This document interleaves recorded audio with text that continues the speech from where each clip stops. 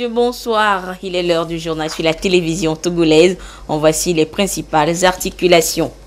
Top départ de la campagne de sensibilisation des populations des quartiers concernés par le projet d'aménagement urbain du Togo. Une action pour susciter leur adhésion et les appeler à adopter des comportements civiques et citoyens. Le gouvernement togolais, aidé par l'Agence France de développement, veut améliorer la santé maternelle et néonatale dans la région des Plateaux. Un projet vient d'y être lancé à cet effet. À découvrir tout de suite dans ce journal. Et puis, Kara aura bientôt une grande gare routière. Une réponse de la Chambre de commerce et d'industrie du Togo aux doléances des usagers de l'ancienne gare devenue trop exiguë. Voilà pour les titres, une fois encore, bonsoir.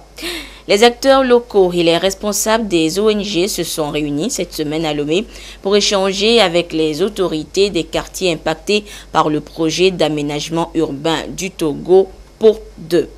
Cette rencontre ouvre officiellement la voie à la campagne de sensibilisation de proximité qui devrait susciter l'adhésion de ces populations, des populations de 8 quartiers concernés par ce projet et les entretenir sur les comportements civiques et citoyens à adopter pour la réussite du dit projet. Les précisions avec Rich Degbe et Clarisse Atikle. 8 quartiers de Lomé sont impactés par le projet d'aménagement urbain du Togo, PAUT phase 2. Pour la durabilité et la pérennité des ouvrages d'assainissement notamment, les canaux d'évacuation des eaux pluviales et les caniveaux, des stratégies de communication ont été mises en place pour susciter l'adhésion des populations bénéficiaires du projet. Il s'agit de la sensibilisation de proximité sur laquelle les membres des CDQ et des ONG ont été formés. On a formé 40 agents de 8 quartiers impactés par le projet. Ils seront déployés dans les quartiers là et aller de porte en porte dans des réunions communautaires, dans des écoles, dans des lieux de culte, même les funérailles, pour donc parler de bons comportements, bien sûr de mauvais aussi, à la population, afin qu'ils puissent choisir le bon comportement. L'autre stratégie, c'est qu'à partir des médias, il y aura des spots publicitaires, disons de sensibilisation, il y aura l'intervention de temps à autre des acteurs du projet et des leaders d'opinion locaux. Ces ouvrages sont destinés pour résoudre les problèmes d'inondation, donc évacuer les eaux pluviales. Ça veut dire que tout autre déchet n'a pas lieu d'être déposé dans ces ouvrages-là. Ils doivent s'abonner donc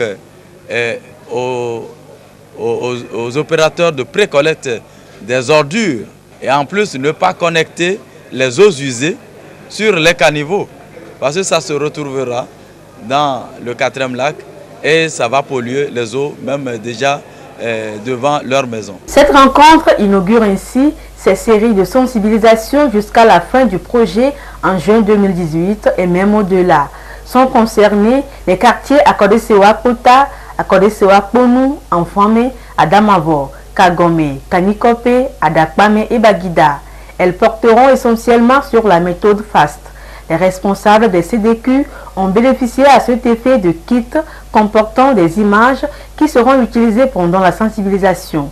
Ceci pour amener les populations à s'approprier les comportements civiques et citoyens à adopter et ceux qu'il faut prohiber afin de sauvegarder les ouvrages.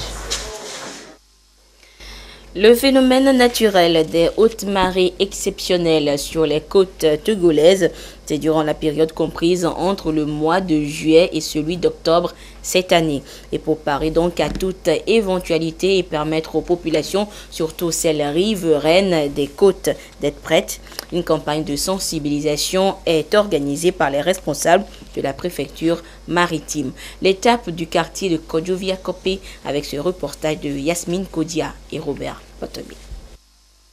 Face au phénomène de la montée des vagues en cours sur les côtes ouest africaines, la préfecture maritime opte pour la sensibilisation.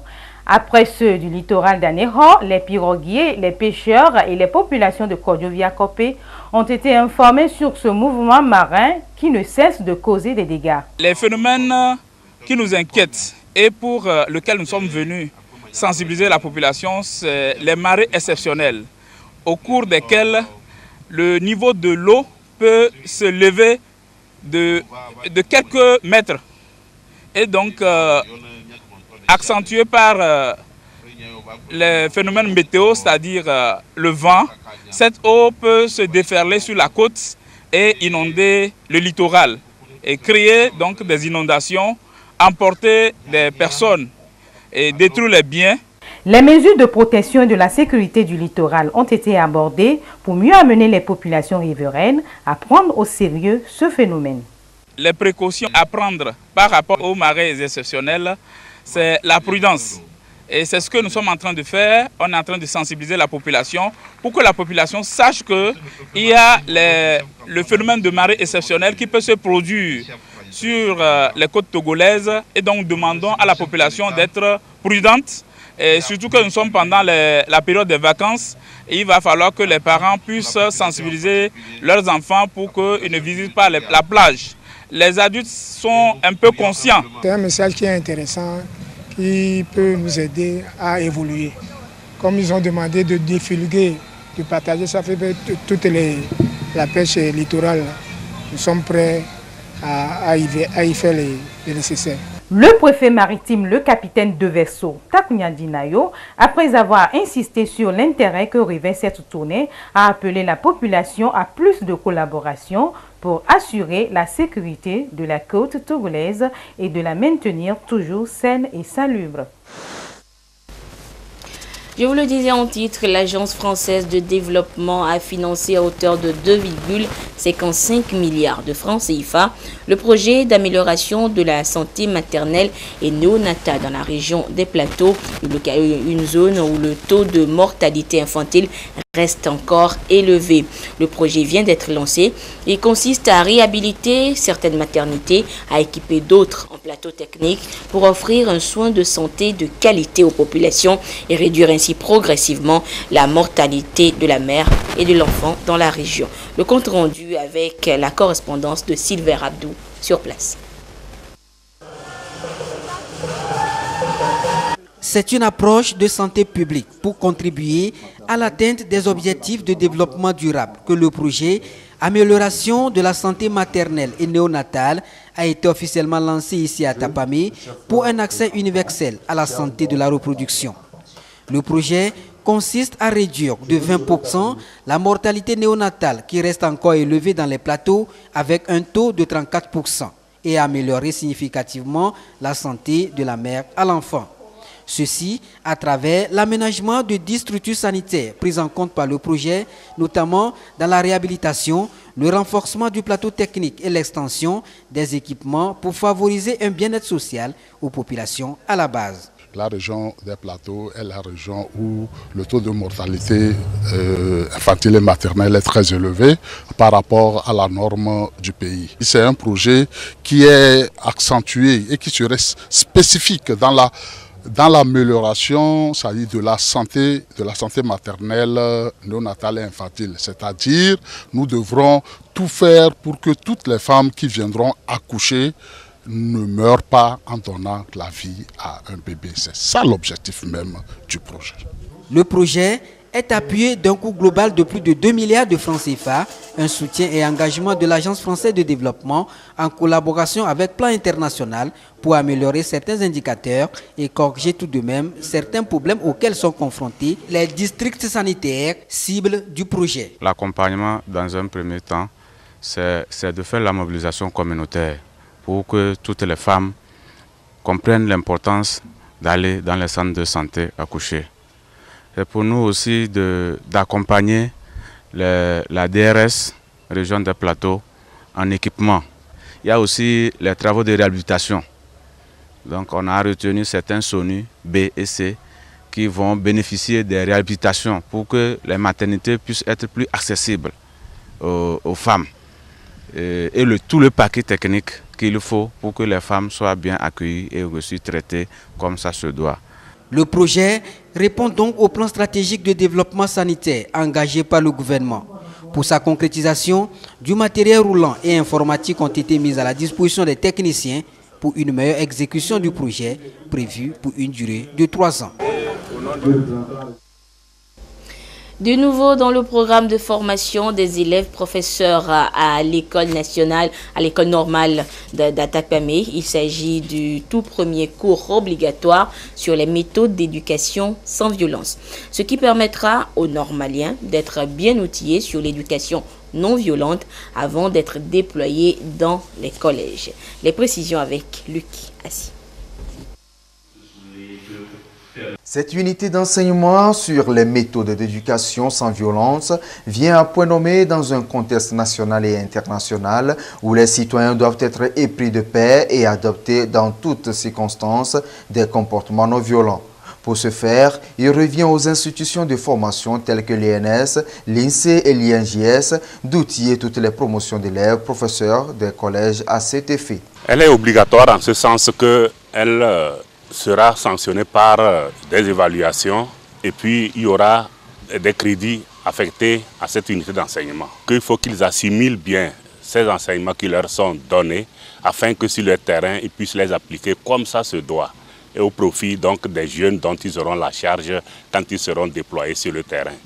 Ce cours obligatoire sur les méthodes d'éducation non violente est assuré par un maître de conférence des sciences de l'éducation des universités du Togo. On a insisté sur le décrochage scolaire, l'abandon scolaire, la timidité, la peur.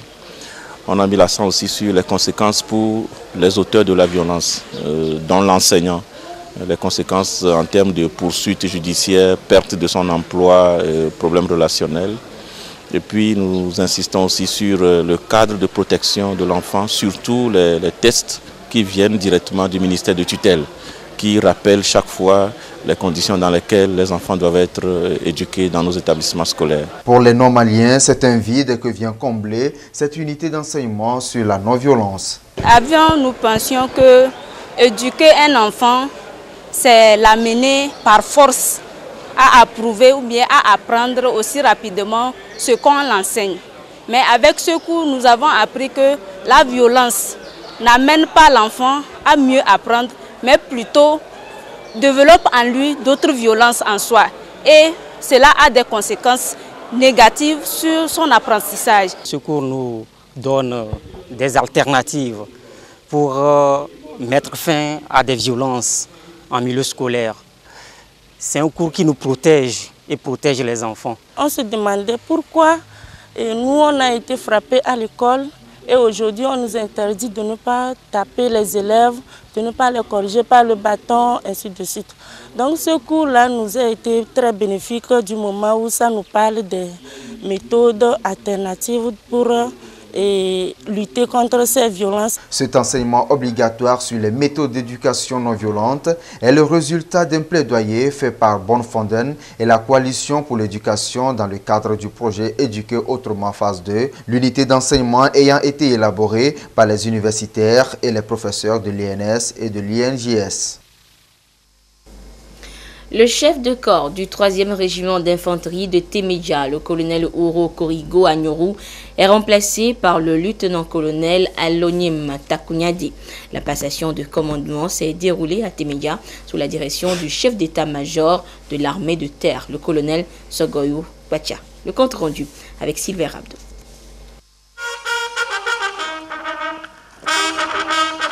Remise de drapeau de la formation militaire, symbole de passation de commandement au 3e régiment d'infanterie de Témédja. Le colonel Oro Korigo Mola Agnoru, précédemment chef de corps, est remplacé par le lieutenant-colonel Takunyadi Alonyim, désormais chef de corps au 3e régiment d'infanterie de Témédja et commandant du 2e secteur militaire qui couvre Notien à Nyamasila. Son prédécesseur lui passe ici le témoin à travers cette cérémonie présidée par le chef d'état-major de l'armée de terre, le colonel Sogoyou Pacha. Officiers, sous-officiers et militaires du rang, de par le président de la République, chef des armées, vous reconnaîtrez désormais pour votre chef, le lieutenant-colonel Takunyadi Alonyim, ici présent. Vous lui obéirez en tout ce qu'il vous commandera pour le bien du service, l'exécution des règlements militaires, l'observation des lois et le succès des armes du Togo. Fermez le bar.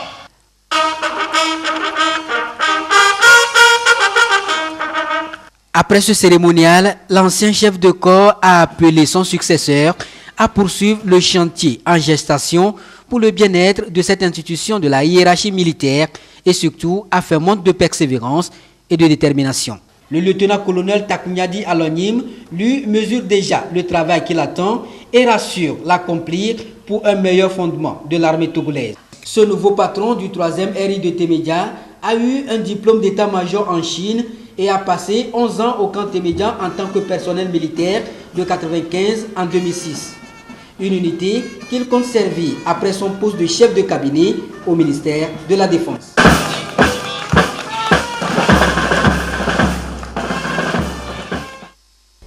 Direction maintenant la région des Savanes où les techniciens spécialisés et les conseillers agricoles intervenant dans la filière soja sont en rencontre d'échange. Une rencontre sous forme de bilan sur la production du soja, un secteur rentable que veut dynamiser le gouvernement togolais. Les précisions depuis Dapan de Désiré Aloy. Le Togo mène des actions fortes pour asseoir la filière soja dans le pays. Le projet renforcement des capacités productives et commerciales de la filière soja au Togo reste un cadre renforcé qui entend contribuer à accroître les revenus que tire le pays de la filière soja en identifiant en amont les activités de production. L'ICAT accompagne les acteurs, techniciens spécialisés, conseillers agricoles et autres sur le terrain. Une rencontre régionale savane afin que ces acteurs s'accordent sur les directives en direction des producteurs dans l'objectif d'optimiser les rendements et obtenir en aval un produit final de bonne qualité. Depuis déjà 2 campagnes, l'ICAT est en train de travailler dans le cadre du projet de renforcement des capacités productives de la filière soja au Togo. Cette rencontre réunit les techniciens spécialisés et les chefs d'agence qui ont la responsabilité de suivre et d'appuyer les producteurs de soja. Ceci dans l'objectif que la campagne puisse être bien menée, de façon à ce que nous puissions avoir en fin de compte du soja de très bonne qualité, qui soit vraiment compétitif sur le marché international. Donc la rencontre de ce matin nous permettra de voir les activités menées jusqu'à présent, de voir quels sont les goulots d'étranglement et ensuite de proposer des approches de solutions. 1500 posters au plan national seront distribués et affichés par les conseillers pour usage dans les zones de production pour plus de visibilité. Et soja encore pour améliorer la qualité et la production de cette céréale et pour mieux accompagner les producteurs sur le terrain également. L'Institut de conseil et d'appui technique ICAT a initié une formation à l'endroit des agents techniques, cette fois dans la région des plateaux. Il s'agit de les outiller sur certaines techniques agricoles afin de leur permettre à leur tour de mieux orienter les producteurs sur le terrain en matière de bonnes pratiques agricoles pour booster la filière. Sylvain Raptou. La production du soja est estimée aujourd'hui à plus de 1700 tonnes, mais le Togo s'active à améliorer ses performances pour faire de cette filière un véritable moteur de croissance et de développement. Cet engagement est de l'Institut de conseil et d'appui technique ICAT à travers ses différentes séries de formations. La mobilisation des agents techniques ici à Tapamé s'inscrit dans ce sens. Il s'agit de leur fournir des armes nécessaires pour orienter et apporter un appui conseil et accompagnement aux producteurs sur le terrain dans l'optique d'optimiser les rendements et parvenir tout de même à un produit de bonne qualité marchande.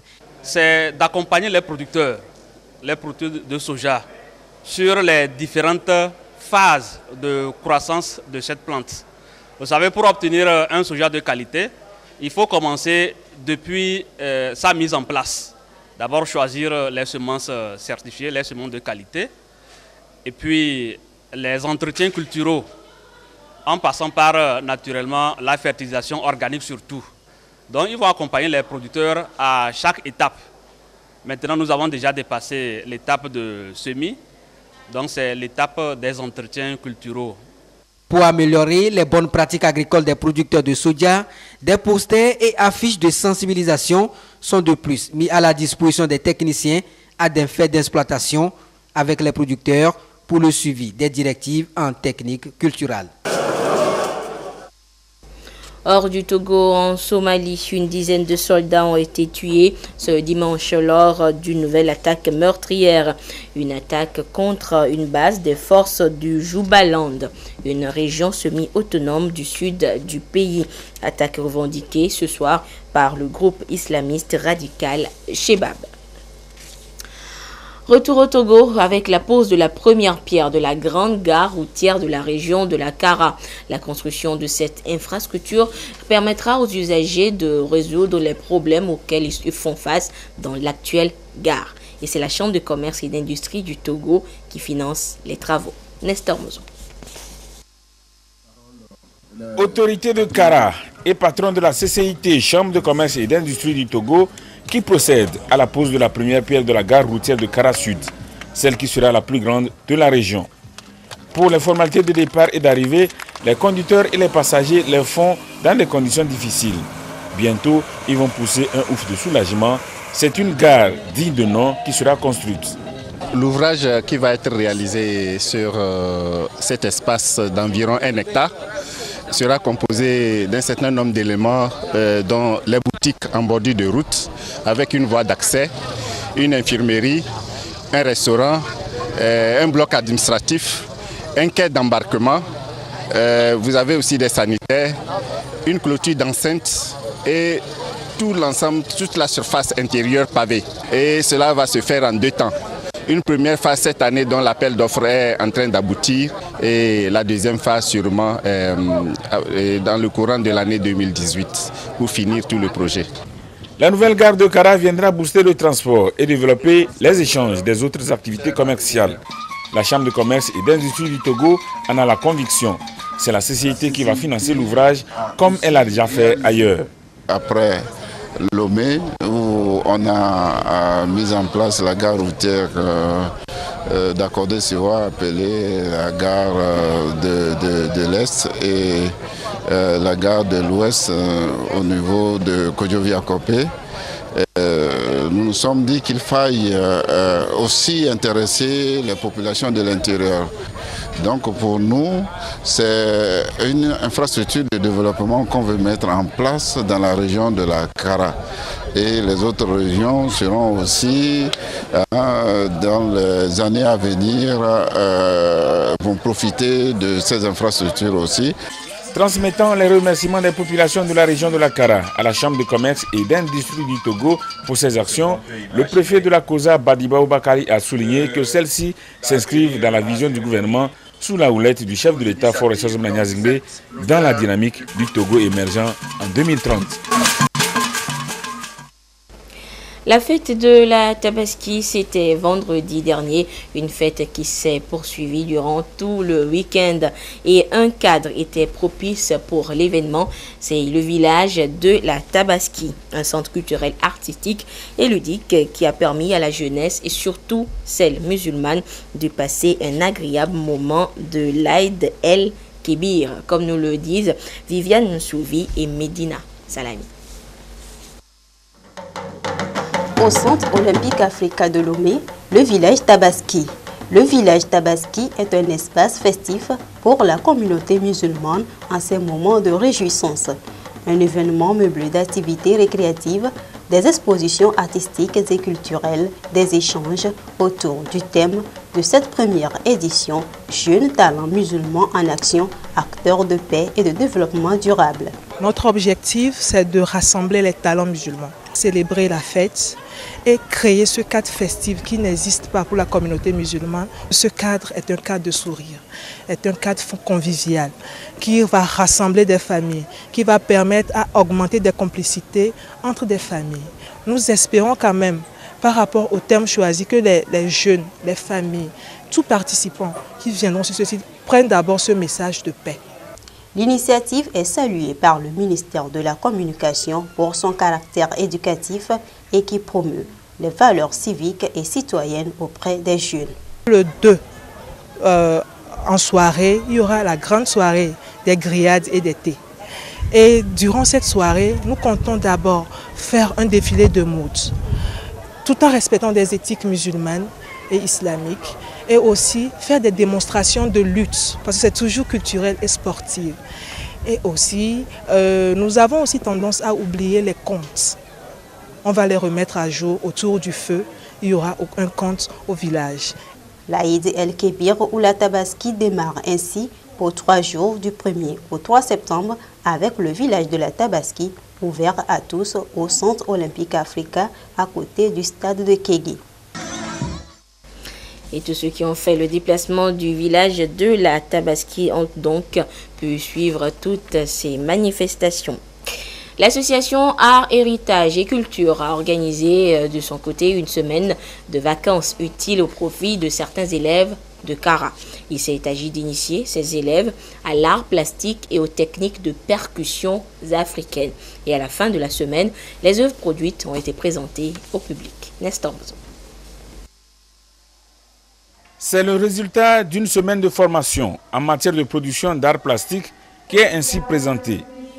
Les élèves de Kara ont passé une semaine de leurs vacances au collège Chaminade pour s'exercer à la chose. Ils ont traduit sur les tableaux leur imagination. Le titre de mon tableau est l'injustice. L'injustice parce que le tableau est déséquilibré et cette tête représente l'Afrique en colère que j'ai expliqué avec la couleur rouge. Bon, ces gens sont nous, les Africains. Bon, ils se sont révoltés parce qu'il y a injustice. Bon, quand il y a injustice, cette injustice amène aux révoltes, aux guerres. Donc nous avons besoin de la paix en Afrique. J'ai dessiné l'esclavage. Là, c'est le commerce triangulaire. Là, c'est l'Afrique, l'Europe et l'Amérique. Et nous ne devons pas oublier quelque chose. Ici, c'est les empreintes de nos hommes valides qu'on a perdus. Et là, c'est le souvenir.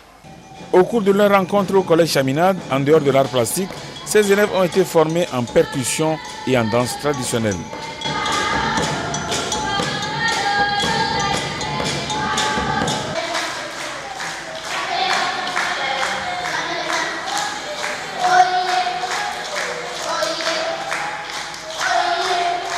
Ces vacances utiles sont à mettre à l'actif de l'association Art, Héritage, Culture à travers son projet Petite Main aujourd'hui, Grand Maître demain. Pourquoi l'art plastique? C'est pour inculquer à nos enfants un esprit d'ingéniosité et de créativité. Pourquoi la percussion? Parce que nous avons remarqué qu'avec le phénomène de la mondialisation, nos enfants oublient notre tradition. C'est dans ce cadre que l'association a pensé instaurer la percussion pour sauvegarder nos valeurs traditionnelles. C'est la 4e édition que l'association Art, Héritage, Culture vient d'organiser. Elle sera suivie d'un festival à Lomé, concours auquel vont participer les 5 meilleurs tableaux de Kara. C'est un nouveau concept qui parle de la mode et du stylisme au Togo, dénommé Aounion Awards. Entendez, le vestimentaire est beau. Une démarche du styliste togolais Style César qui vise à promouvoir le secteur de la mode dans notre pays. Augustin Kossi.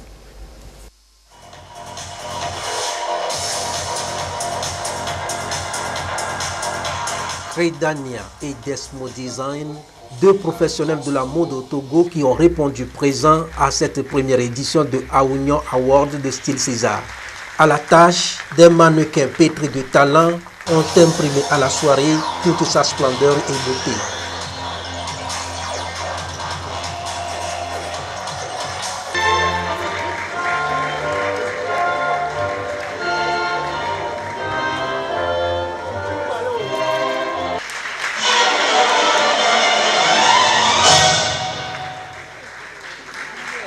Aounion Awards est une soirée haut de gamme faite de récompenses et de reconnaissances. 5 jeunes stylistes ont fait leur premier pas dans la cour des grands. Nadine de Chris Demens, Rodrigue et Annick de Style César, Deka de Enoch le Prince et Juste Création de Style Train. Au rang des aînés, 6 stylistes ont été récompensés pour leur savoir-faire après plus de 30 ans de carrière.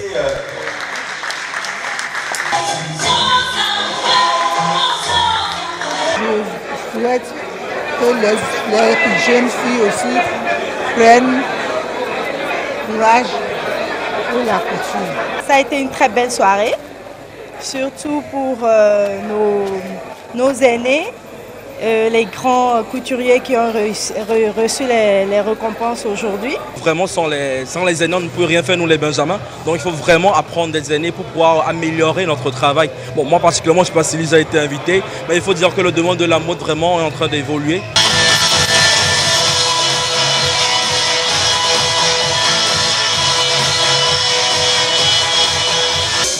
Le plancher est offert aux promoteurs de Aounian Award. 2 tableaux exceptionnels et tout a été fait avec de l'art tiré de la grille César.